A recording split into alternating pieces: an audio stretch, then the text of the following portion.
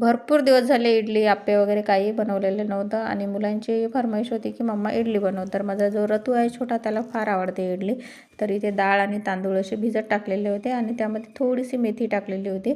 आणि बाहेर येऊन बघते तर इथं केवढं मोठं असं माकड येऊन बसलेलं होतं. त्याने तिथे शेंगा वगैरे खाल्ल्या त्या झाडाच्या आणि तिथेच तो झोपला.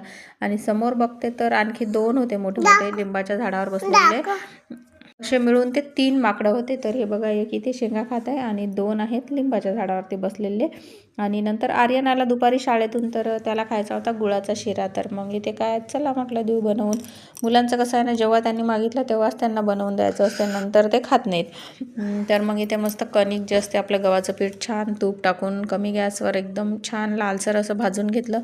गुळाचं पाणी करून घेतलं आणि ते सर्व पाणी त्यामध्ये टाकलं. नंतर विलायची जायफळ टाकलं. ड्रायफ्रूट वगैरे माझ्याकडे नव्हते, संपलेले होते. तर छान असा शिरा बनवून घेतला. तर पाहू शकता खूप छान असा झाला होता.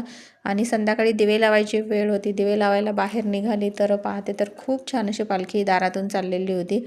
सप्ताह होता, म्हणजे 2 गल्ल्या सोडून सप्ताह होता तिथे.